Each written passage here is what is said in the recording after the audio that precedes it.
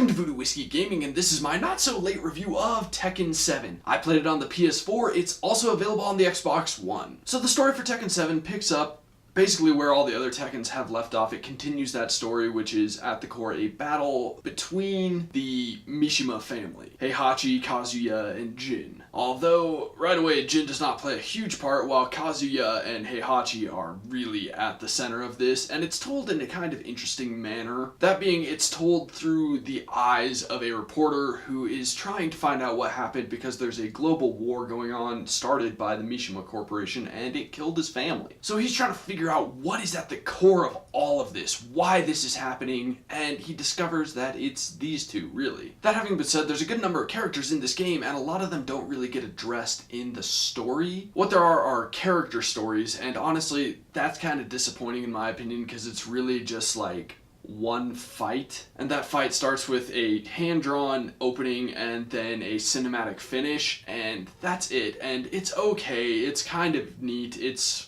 fun-ish, but I'd really rather it be more like the old games where each fighter is entering this tournament for a reason and you get to see that reason. Also, in reality, there is no King of Iron Fist tournament in this game. When it comes to the audio, I've got to say it's very mixed bag in my opinion. I enjoy the music, I really liked it, I felt like it fit with what was going on in the story as well as what's going on in the fight, I guess just because it's high energy so it works with the fight. Then you've got the voiceover, which I would say for the most part is well done. It's pretty well done. It's hard for me to be like a 100% judge on that because most of these characters are speaking a completely different language that I don't understand. The only real English speaking character that takes focus in the campaign is the reporter, and well, ugh.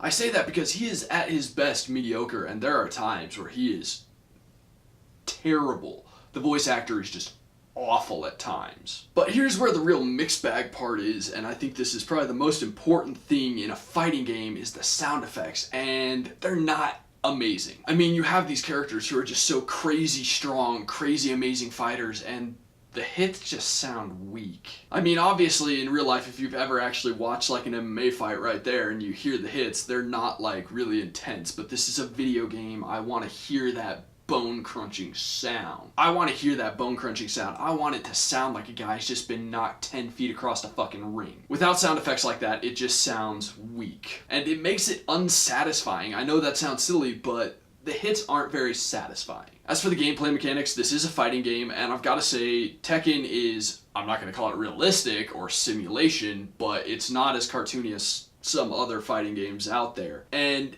it's very based on combos, like a lot of other games, but I think it is a little looser with them than some other games. There's different modes. Obviously, I've mentioned the story mode. There's also the treasure mode, which is based on your ranking and ranking up, and you get gear, which I honestly view as completely pointless in this game. I don't know, maybe if you want to customize your character intensely, but I thought a lot of it looked stupid or pointless. A lot of the customization stuff, the outfits were fine, but like, get a shield to wear on your back or a crowbar or something like that. It seemed completely pointless. There's also online, which I didn't really delve into because I'm not amazing at fighting games, especially Tekken. I do enjoy Tekken, but I'm not great at it, so competing online, I'm just gonna get my ass kicked. No reason for me to waste my time there. One stupid thing that they did do, and it really actually kind of drove me a little nuts at first, because I thought that maybe they had launched the game but not fully launched the game, like a soft launch. You have to complete arcade mode before you unlock the campaign and, well, basically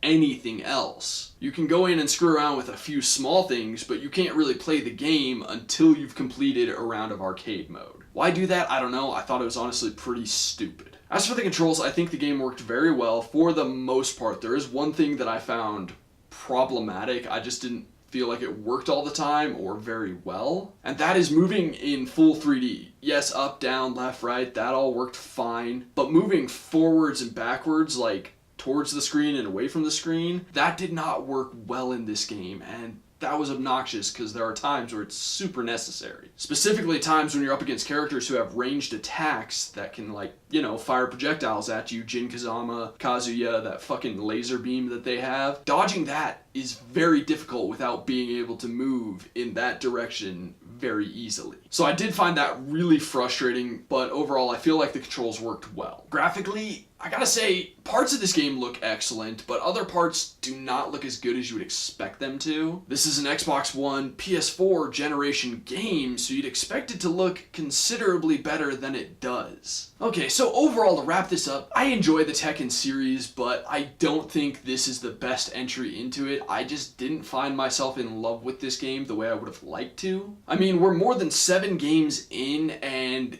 it feels like old hat. It doesn't feel like there's really anything new to this game. So that having been said, if you're a diehard Tekken fan, yeah, feel free to pick this up. But to the average player who's just looking for a decent fight game, there's better fighting games out there right now. So yes, skip it if you're not huge into Tekken. Okay, so in the comments below, why don't you let me know who your favorite Tekken character is? And as always, thanks for watching. If you enjoyed the video, please hit that like button. And if you like what I'm doing in general, share, subscribe.